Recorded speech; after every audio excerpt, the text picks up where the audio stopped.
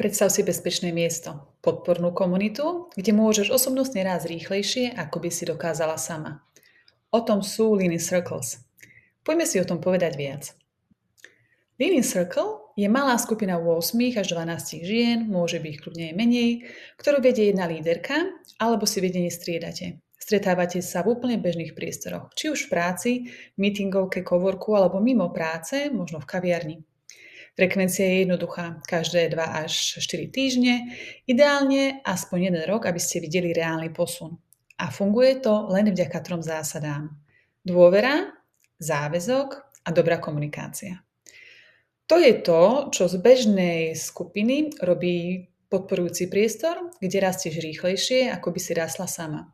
Každé stretnutie má vopred pripravenú tému a jasnú štruktúru, aby si vždy niečo odniesla.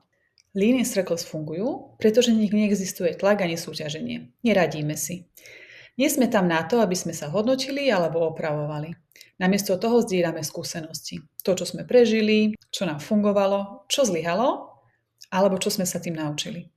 Vďaka tomu sa každá môže pozrieť na svoju situáciu novými očami a nájsť riešenie, ktoré jej naozaj sedí.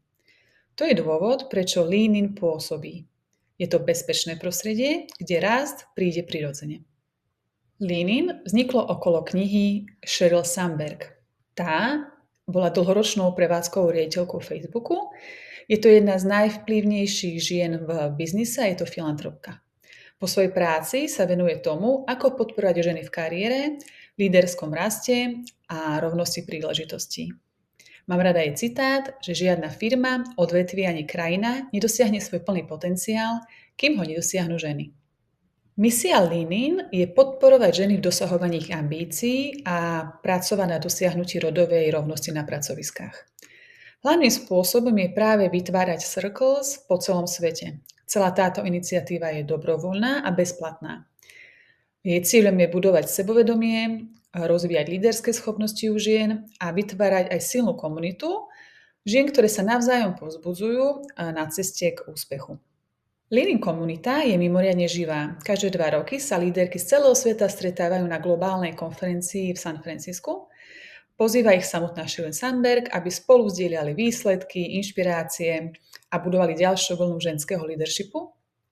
Môžete vidieť aj fotku zo stretnutia Lenky Linkovej či Betty Palkoci, ku ktorým v novembri 2025 pribudla aj moja fotografia. Konferencia bola pre mňa mimoriadne silným zážitkom. Videla som, aká globálna, živá a zanietenými ženami tvorená je celá Lean In iniciatíva. Ja osobne som sa zúčastnila už 3 cirklov, za každým s inou skupinou žien. Koncept funguje rovnako silno osobne, aj online. 2-krát som bola aj v cirkli zameranom na ženy vracajúce sa do práce, raz ako členka, raz ako líderka. A úprimne, ak sa vám 3-krát za sebou podarí vytvoriť si circle, ktorý je tvorený skvelými ženami, priateľskými, ktoré vám fandia, podporujú vás a posúvajú dopredu, ja si myslím, že toto už nie je náhoda. Je to dôkaz, že Lean In systém je nastavený správne. Na stretnutiach preberáme témy, ktoré sú odborne pripravené a výborne vyskladané. V knižnici Lean In je ich naozaj veľa a každá skupina si vyberie tie, ktoré práve najviac potrebuje.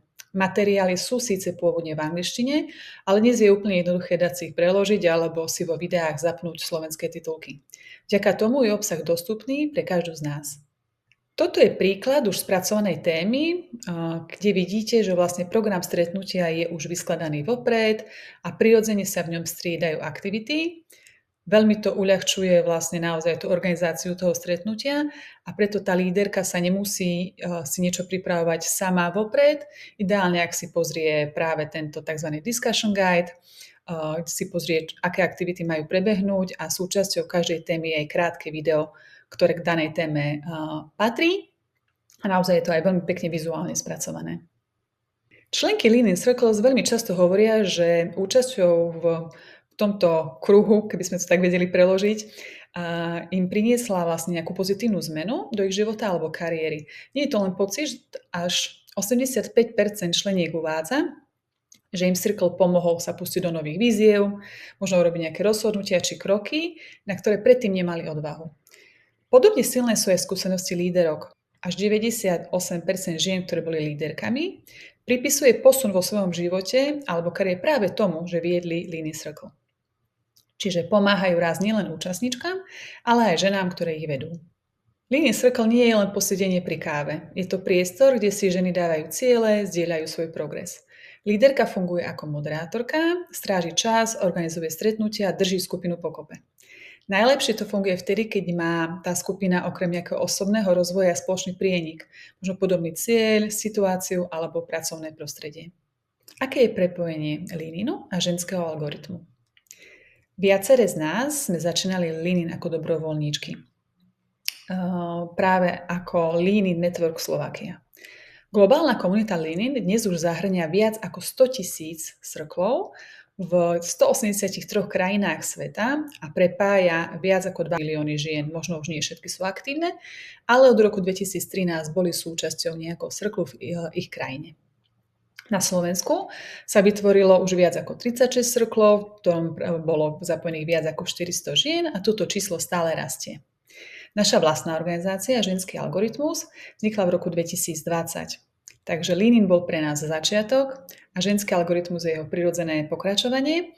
Avšak vždy aj pri aktivitách ženského algoritmu radi spomíname Leanin, pretože máme pocit, že to je dobrým pokračovaním našich vzdelávacích programov a naozaj môže vytvoriť veľmi podpornú komunitu. Prvou líderkou Lean na Slovensku bola Lenka Hlinková, ktorá ma pozvala aj do úplne prvého cirklu a od tohto momentu túto myšlenku spolu nesieme ďalej. Lean znamená oprieť sa do toho.